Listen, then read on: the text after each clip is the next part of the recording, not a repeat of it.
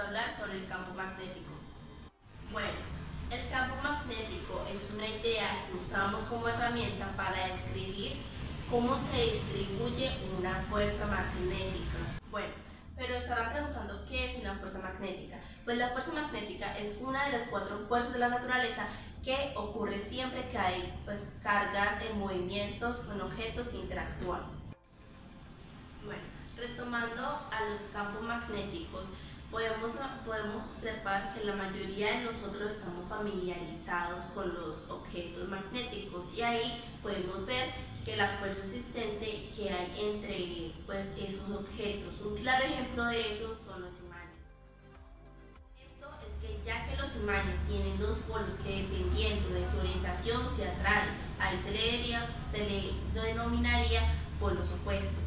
En cambio, cuando son los polos iguales, ahí se repelan. Y sabemos que existe una región donde eso sucede. En esta región es donde el campo magnético lo describe.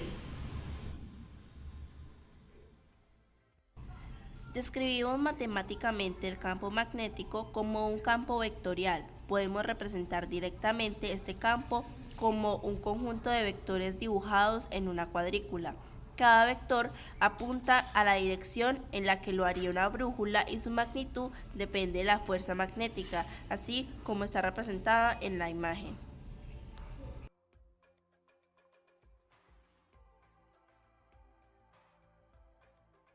Bueno, ¿cómo podemos medir un campo magnético? El campo magnético es una cantidad vectorial donde se necesitan medir 2 aspectos para describirlo, su dirección y su intensidad. Su dirección es fácil de medir porque se puede usar una brújula, mientras que su intensidad es un poco más difícil porque los primeros magnetrómetros funcionales solo estuvieron disponibles hasta el siglo XIX. La medición precisa de campos magnéticos pequeños solo ha sido práctica desde su descubrimiento en 1988.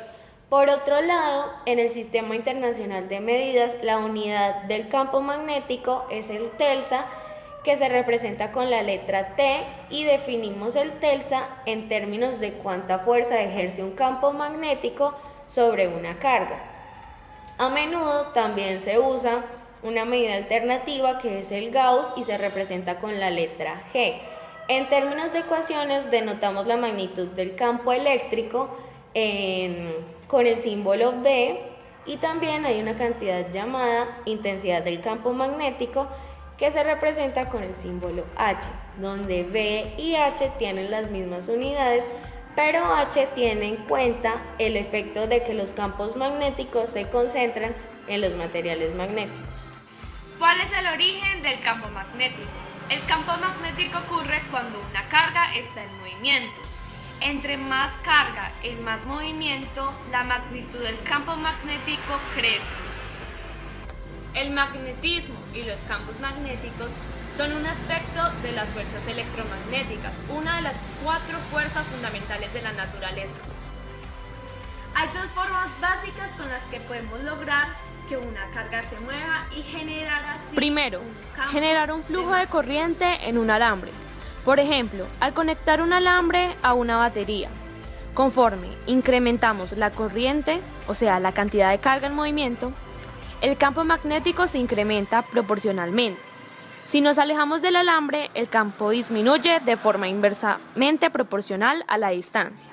La ley de Ampère describe este fenómeno y simplifica para decirnos cuál es el campo magnético a una distancia r, de un alambre muy largo por donde pasa una corriente I. La ley establece que: segundo, explotar el hecho de que los electrones que están cargados parecen tener cierto movimiento alrededor de los núcleos de los átomos. Para comprender los campos magnéticos alrededor de los imanes, básicamente es suficiente pensar en un electrón como una bola sólida cargada que gira alrededor del núcleo, que también es sólido.